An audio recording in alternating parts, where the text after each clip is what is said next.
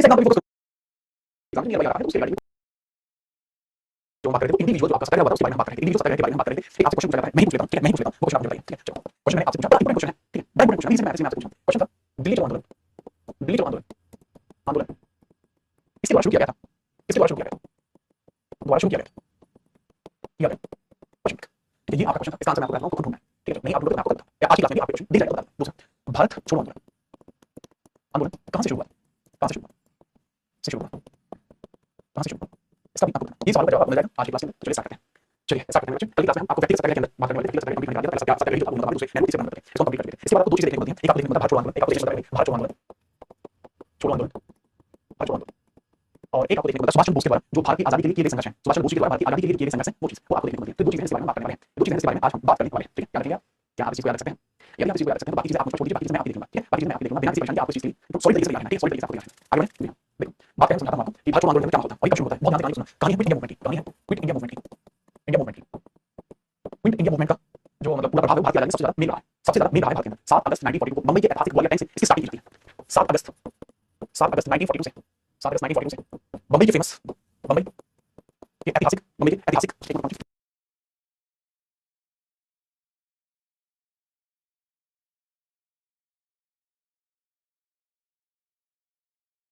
Gwalior tank कौन सा है आपको थोड़ा फॉलो करना है मुंबई के ऐतिहासिक ग्वालियर टैंक से ग्वालियर टैंक से मुंबई के ऐतिहासिक ग्वालियर टैंक से शुरू ठीक है मुंबई के ऐतिहासिक ग्वालियर टैंक से शुरू इसके बारे में बहुत महत्वपूर्ण जानकारी आपसे एक बार पूछ ली जाती है आपसे एक बार वो पूछ ली जाती है ठीक है चलिए अगर हम बात करें किसके रिगार्डिंग 14 में मतलब भारत छोड़ो आंदोलन के रिगार्डिंग 14 1942 में कांग्रेस का 14 1942 में 1942 में कांग्रेस का वर्धा वर्धा का स्थान है वर्धा अधिवेशन भी हुआ अधिवेशन भी हुआ जिसमें डिसाइड किया गया था कि संपूर्ण कांग्रेस भारत छोड़ो आंदोलन में साथ रहेगी ठीक है जिसमें डिसाइड हुआ कि कांग्रेस का प्रत्येक सदस्य भारत छोड़ो आंदोलन में सहयोगी होगा आंदोलन में सहयोगी होगा में सहयोगी होगा ठीक है जी सर अच्छा अगर बात करूं ये स्टार्ट किसके द्वारा किया गया था भारत छोड़ो आंदोलन महात्मा गांधी जी ने स्टार्ट किया था प्लानिंग ऑफ महात्मा गांधी महात्मा गांधी महात्मा गांधी जी ने इस चीज को स्टार्ट किया और यही नहीं है बहुत सुनिए जब इन्होंने इसको शुरू किया था तो इन्होंने नारा दिया था भारत छोड़ो नारा तो यहाँ पर इन्होंने नारा दिया था भारत छोड़ो एक नारा दिया था भारत छोड़ो बेसिकली किससे भारत छोड़ो नारा दिया था उन्होंने ब्रिटिश को इंडिकेट करके कहा था कि भारत छोड़ो सुभाष चंद्र बोस जी को इसको याद रखना ब्रिटिश को इन्होंने कहा था भारत छोड़ो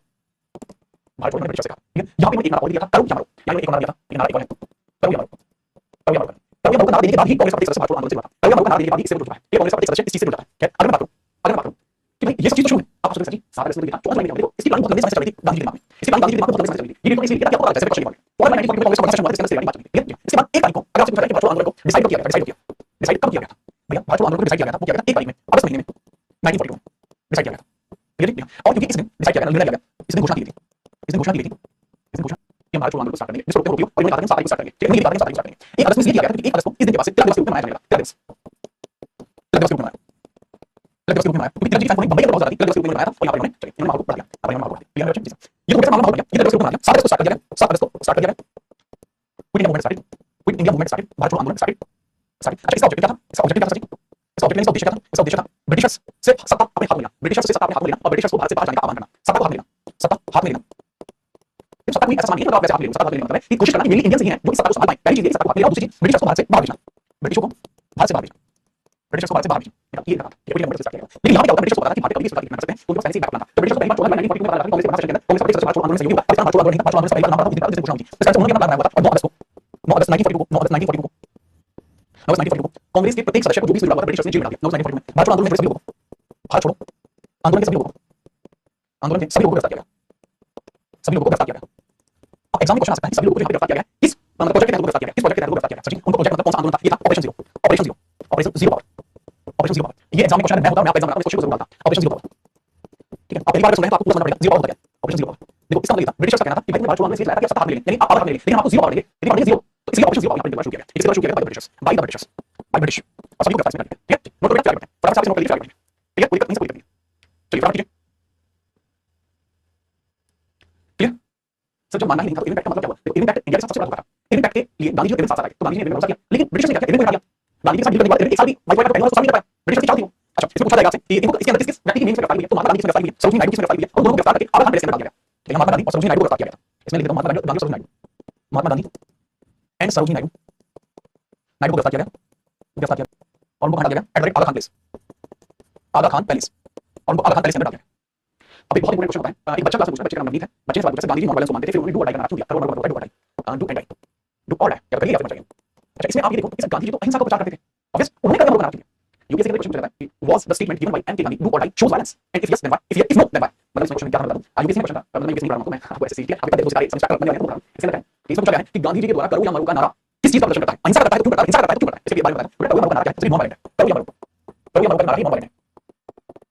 ठीक है। इसके अंदर उन्होंने चीज को इंगित किया था कि अगर हम आज की डेट में कोई कार्य नहीं कर पाएंगे तो हमारा जीवन से मर ही हुआ है, इतना उन्होंने कहा। या तो आज कर लीजिए वरना जीवन में बर्बाद कर सकते हैं, तो इसका वायलेंट कंडीशन कौन सी होती है, वो होती है मरो या मरो, मरो या मरो, ये मरो या मरो ये वायलेंट होता है, तो इसकी कंडीशन ऐसी दी जाती है, मरो या मरो वायलेंट है, करो या मरो नॉन वायलेंट, इस चीज को याद रखना। अब देखो क्या होता है, अगर आप चीज देखिए तो क्या होता है,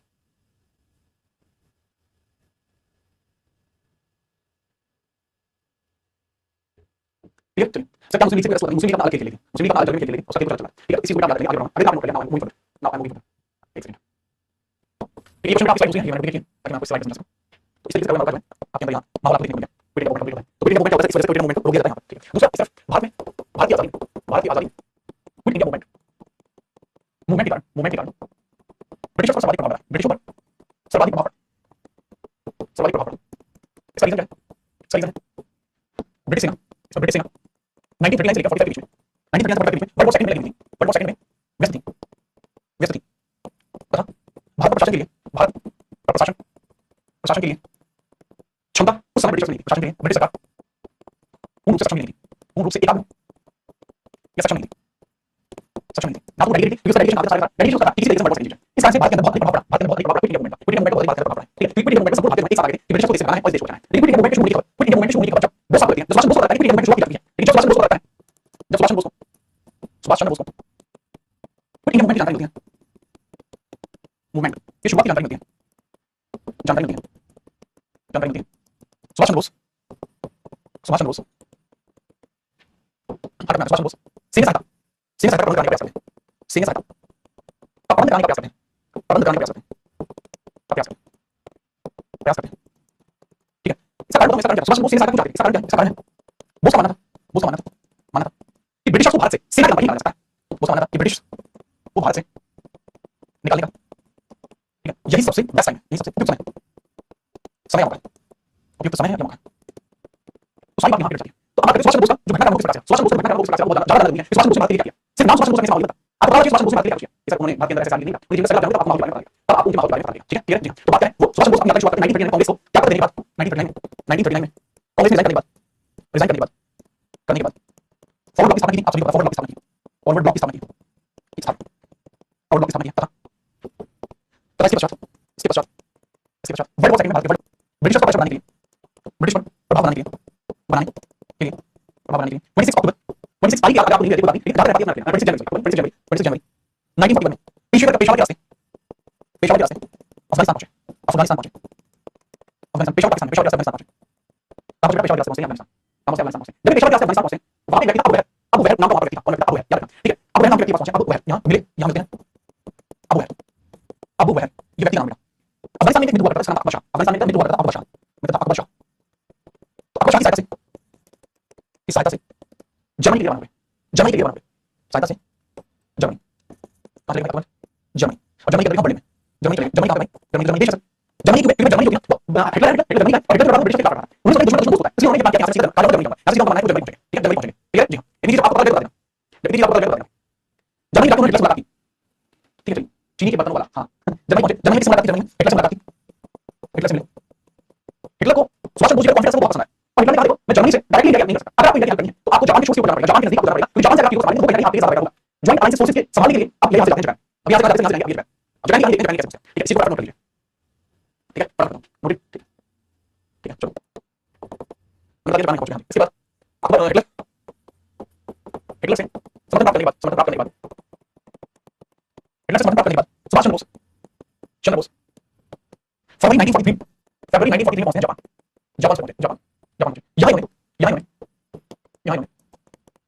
इंडियन लीग, ठीक है, एक इंडियन लीग जिसको लाइन लीग के नाम से, टाइगर लीग के नाम से जाना गया है, टाइगर लीग पहले से स्थापित हो चुकी है, आपको देखिए टाइगर लीग जो है इसकी स्थापना हुई है, टाइगर लीग का सशक्तिकरण किया, मतलब उसको एम्पावर किया, मतलब बूस्ट कर दिया, बूस्ट कर दिया, ठीक है, बूस्ट कर दिया टाइगर लीग, ठीक है, बूस्ट करने के बाद यहाँ पे 1943 में ठीक है, एक व्यक्ति रास बिहारी बोस का आह्वान आता है, 1943 में रास बिहारी बोस का इन्विटेशन आता है, invitation to lead Indian National Army, Indian National army,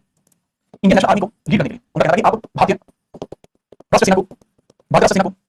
भारतीय राष्ट्रीय सेना की अगुवाई करो, अगुवाई। अब दूसरी चीज जो इंडियन नेशनल आर्मी है, मैंने बताया इसके संस्थापक कौन है, इसके संस्थापक मोहन सिंह है, इसके संस्थापक कौन है, मोहन सिंह है, मोहन सिंह। ठीक है 1943 में राजगैर को इन्विटेशन आता है, इन्विटेशन कहां से था, इन्विटेशन भारत के तरफ से सिंगापुर, सिंगापुर के लिए था, सिंगापुर का माहौल बना देंगे, आज सिंगापुर का माहौल बना देंगे, ठीक है। अब सिंगापुर आते हैं, सिंगापुर आते हैं, इसका क्या then Bose reach, then Bose reach July 1943, जुलाई 1943 में सिंगापुर पहुंचे, एट सिंगापुर, और वहां उन्होंने इंडियन नेशनल आर्मी की कमान, और यहाँ इंडियन नेशनल आर्मी की कमान संभाली। यहाँ इन्होंने आर्मी को कई बटालियंस में डिवाइड कर दिया था, यहाँ इन्होंने आर्मी को कई बटालियंस में डिवाइड कर दिया, इंडियन आर्मी को कई बटालियंस में डिवाइड कर दिया। तो इंडियन नेशनल आर्मी की कमान उन्होंने संभाली है, तो इन्होंने कुछ मुख्य बटालियंस बनाए, बटालियन कितनी मुख्य बटालियन बनाई, अब कौन कौन सी मुख्य बटालियन है भाई, इंडियन मुख्य battalion, Gandhi battalion, Nehru battalion, Gandhi battalion, Nehru battalion और बोस, ठीक है, सुभाष बोस अपने लिए अपने आप जिसको लीड कर रहा है, सुभाष बोस बटालियन। ठीक है, इसके अलावा एक शिवाजी बटालियन भी बनाई गई, शिवाजी बटालियन, शिवाजी नाम से बनाई गई, ये बहुत कम लोग देखते हैं, ठीक है। हालांकि सबसे प्रमुख जो है वो लक्ष्मी बटालियन बनाई गई, लक्ष्मी बटालियन, लक्ष्मी बटालियन का क्वेश्चन एग्जाम में आ चुका है, लक्ष्मी बटालियन की बनाई गई, बहुत फेमस है, ये ओनली फॉर फीमेल्स था, only for females, only for females, सिर्फ महिलाओं के लिए, महिला जो जुड़ी है वो लक्ष्मी बटालियन के अंदर है। अच्छा, टाइगर की स्थापना हुई थी 1941 में हुई थी, 1941 में हुई थी, 1941 में हुई थी, जिसका मकसद ये था कि जितने भी भारतीय हैं और जो भारतीय का लड़ना चाहते हैं वो इससे जुड़ जाएंगे, जितने भी भारतीय हैं और भारतीय का लड़ना चाहते हैं तो वो इससे जुड़ जाएंगे, ऐसा इसके अंदर कहा गया है। ठीक है, चलिए याद रखेंगे जी हाँ, कोई समस्या है नहीं सर, कोई दिक्कत नहीं सर, कोई दिक्कत नहीं। इसके बाद कुछ समय के पश्चात, इसके बाद कुछ समय के पश्चात सिंगापुर में इस आर्मी का फॉर्मेशन करने के बाद, सिंगापुर में इस आर्मी का फॉर्मेशन करने के बाद, आर्मी फॉर्मेशन करने के बाद ये अपनी आर्मी को लेकर जाते हैं। ठीक है, नेक्स्ट वीडियो में नोट करना, नेक्स्ट वीडियो बताऊं, नेक्स्ट वीडियो। ठीक है, इसके पश्चात भारत छोड़ो आंदोलन में अपनी भूमिका, भारत छोड़ो आंदोलन में अपनी भूमिका करने, अपनी भूमिका निभाने तथा ब्रिटिशर्स को भारत से भगाने के लिए, तथा ब्रिटिशों को भारत से खदेड़ने के लिए, भारत से भगाने के लिए, ठीक है, भारत की तरफ से भगाने के लिए म्यांमार में 29 जुलाई 1943 को पहुंचे, 29 जुलाई 1943 को पहुंचे, 29 जुलाई 1943 को पहुंचे। ठीक है, 29 जुलाई 1943 को पहुंचे। मिंगला डाउन जगह का नाम है, मिंगला डाउन का नाम है, पहुंचे मिंगला डाउन, मिंगला डाउन क्या है, मिंगला डाउन जगह का नाम है, म्यांमार की जगह का नाम, इसका नाम से म्यांमार की जगह का नाम मिंगला डाउन, कोई समस्या नहीं सर। ठीक है, चलिए इसके पश्चात मिंगला डाउन म्यांमार नहीं है, यहाँ उन्होंने सभी भारतीयों को आगे किया, इंडियन नेशनल आर्मी ज्वाइन करने के लिए, सभी भारतीयों को इंडियन नेशनल आर्मी ज्वाइन करने के लिए आगे किया, इंडियन नेशनल आर्मी ज्वाइन करने के लिए, इंडियन नेशनल आर्मी ज्वाइन करने के लिए आगे किया, और यही उन्होंने अपना फेमस नारा, म्यांमार में यही फेमस नारा, तू मुझे कुंभू मैं तुम्हें आजादी दूंगा, तू मुझे कुंभू मैं तुम्हें आजादी दूंगा, मैं तुम्हें आजादी दूंगा, ये फेमस नारा मैंने दिया, तू मुझे कुंभू मैं तुम्हें आजादी दूंगा। और इसके बाद भारतीय राष्ट्रीय गतिविधियों में अपनी भूमिका बढ़ाने के लिए 7 जनवरी 1944 में Indian National army headquarter Singapore से म्यांमार शिफ्ट किया, सिंगापुर से म्यांमार शिफ्ट किया, म्यांमार को कहते हैं, ये बहुत इंपॉर्टेंट चीज है, जिस बच्चे का ये अभी जापान नहीं है, सब सोचते हैं ये म्यांमार लिखा है क्या है, अभी बताइए म्यांमार क्या है, क्योंकि 1943 में म्यांमार लिखा है, जापान से कभी नहीं लिखा, जापान से कभी नहीं लिखा, ठीक है, सुभाष चंद्र बोस 1943 में जापान में, इन्होंने टाइटल दिया, इस बात 1943 की बात नहीं है, टाइटल दिया, इस बात में भारतीय आत्मा की, ठीक है, चलो ठीक है, उसके बाद जुलाई 1943 में सिंगापुर पहुंचे,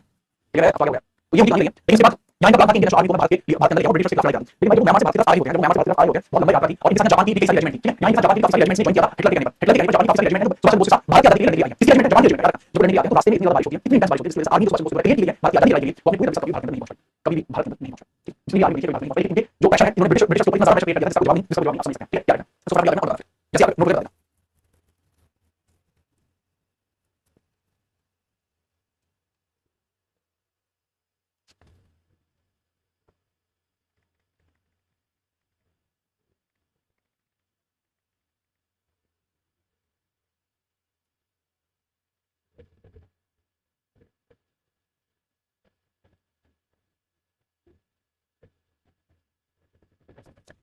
वर्ल्ड वॉर 2 नहीं होगा तो भारत वर्ल्ड वॉर 2 नहीं होगा तो भारत की बॉस नहीं लगता, ठीक है, क्या नहीं बात। तो भाई ये चीजें मैंने आपको बताई हैं, इसके बाद आपको याद रखना है म्यांमार में आ चुके हैं, 1944 आ चुका है, ठीक है, डेट नहीं लिखिएगा कहीं पे, 1943 हो गया, लगाइए हेडक्वार्टर शिप का लिखा होगा 19 म्यांमार,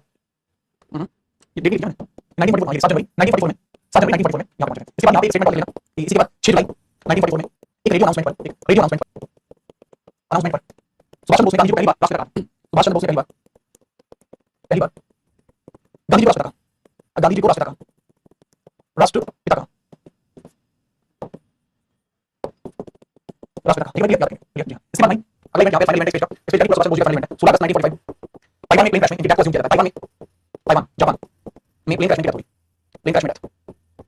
देखो भाई गुमनामी बाबा के बारे में फेमस सरकार है, गुमनामी बाबा नाम से व्यक्ति है, फेमस है, वो सुभाष चंद्र बोस है, वो किसी और कहानी है जो असली है वो आप यहाँ पे देख लीजिए, और ये नहीं है नहीं करके लिखा हुआ है, आप बुक के साथ चलेंगे कहानी बहुत है, ठीक है, आप बुक के साथ एग्जाम बुक के साथ नंबर ले लिया, हालांकि सरकार सुभाष चंद्र बोस की नहीं थी, क्योंकि बॉडी फीचर्स होता है, अर्जुन बाबू की थी, मतलब एक साथ अर्जुन बाबू से नीचे था, ठीक है, सुभाष बाबू रहता है, इस तरीके के फॉर्मेट होते हैं, एक व्यक्ति को सुभाष चंद्र बोस जैसे बुक लिखते, उनका गुमनामी बाबा और उनके अंदर सेम बॉडी फीचर्स इंडियन का पॉलिटिक्स आप याद रखें। इसके बाद सुभाष चंद्र बोस के बारे में बताते हैं, मूवमेंट बताते हैं, डिजिटल पोर्शन है, ठीक है, डिजिटल पोर्शन में आपने लिखा है, यहाँ 8 लिखा हुआ है, ये 7 7 8 लिखा है, कुछ लोगों के साथ 8 लिखा हुआ है, इसलिए 8 लिखा है, और 7 से परफेक्ट है, 7 से परफेक्ट है, वो भी बोलेगा यहाँ से स्टार्ट किया, उन्होंने बनाया, इसी बनाना होगा, अगर साथ साथ पूरे के अंदर क्या बताया, ठीक है,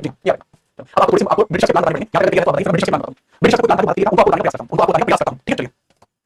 ठीक है, कुछ ब्रिटिश का जो भी प्लान था बात करेगा उसको बताने का प्रयास करता हूं, वो आपको कैसे समझना होगा, मैं आपको कहता हूं, यहाँ आपके भारत के लिए जितने भी राष्ट्र मूवमेंट हुए थे वो सारे कंप्लीट हो चुके हैं। आप सबसे इंपॉर्टेंट चीज बताइए, ब्रिटिशों के द्वारा भारत में कांग्रेस अथवा अन्य राजनीतिक समूहों या अन्य राजनीतिक पार्टीज समूह पार्टी अन्य राजनीतिक समूहों से वर्ल्ड वॉर सेकंड में सहयोग की मांग, सहयोग यानी कोऑर्डिनेट करने की मांग, कोऑर्डिनेट ताकि जो मांग की गई है कोऑर्डिनेट करने की मांग की गई उसके बारे में उन्होंने सबसे पहली मांग की ब्रिटिशों ने सबसे पहली की थी अगस्त 1914 तब की अगस्त 1914 की थी जिसको हम बोलते हैं अगस्त ऑफर ये हम पढ़ चुके हैं। दूसरी मांग की है किस नाम से किया सर, तो दूसरी मांग की है क्रिप्स मिशन के नाम से, क्रिप्स मिशन के नाम से किया, क्रिप्स मिशन 1942 क्रिप्स मिशन के नाम से किया। तीसरी मांग इसके बाद मांग की है, तीसरी मांग इसके बाद मांग की है, तीसरी मांग कोशिश की है, ठीक है, वो किस नाम से कैबिनेट मिशन, नहीं इसके बाद एक शिमला, इसको वेबर प्लान 1945 और उसके बाद फोर्थ मांग की cabinet mission, cabinet mission, cabinet mission, cabinet mission, ठीक है, कैबिनेट मिशन का 1946। अब इसमें एक और चुके हैं, हालांकि पढ़ने के लिए मैं आपको ये बात करूंगी, पॉलिटिकल है वो कितना पॉलिटिकल है, ठीक है, 16 से 18 मैंने 18 से लिखा है ना, 18 से लिखा है ना, 18 से लिखा है 16 से पढ़ने मैंने सुभाष चंद्र बोस जी की डेथ का टाइम है कितना 18 से लिखा है मेरे ख्याल से 18 ठीक है 18 लिखा है, ठीक है, तो ये चार चीजें आपको पढ़ चुका हूं पॉलिटिकल यहाँ पे पढ़ने की सब ठीक है। उसके बाद अगली क्लास में सभी चीजें ठीक है, इसके बाद मुझे क्या हो रहा था अगली क्लास में आपको पढ़ाऊंगा, अगली क्लास इसको ऑलरेडी पढ़ चुके हैं, ये पढ़ने की जरूरत नहीं है, इसमें सारी तरीके से ठीक है, ठीक है। अब यदि किसी को तो अगली क्लास में ये चीजें कंप्लीट करेंगे। अब मॉडर्न हिस्ट्री के जो भी ऐसे बच्चे हैं मॉडर्न हिस्ट्री के लिए मॉक देना चाहते हैं भाई, किसी भी कंपनी का किसी भी पेपर में किसी भी किताब में आप मॉक दे देना मॉडर्न हिस्ट्री का, और यदि आपका कोई एक भी क्वेश्चन फंसा है तो वो आप मुझे बता देना, बाकी कंटेंट आना बाकी है, ठीक है, उसके बाद बता देना भाई, ठीक है, थैंक यू। सो पॉलिटी की क्लास होगी भाई वो तो होती है ना, हम वो भी करेंगे, ठीक है, कहीं पे भी आप मॉक दे देना आपको सही पता है, सुबह का आपको मजा नहीं आ रहा है, मैं जब आपकी कंप्लीट वाली क्लास लगा तो आपको ठीक है, आपसे मुलाकात करूंगा, सावधानी सुरक्षित रहिए, आप सभी करना, थैंक यू।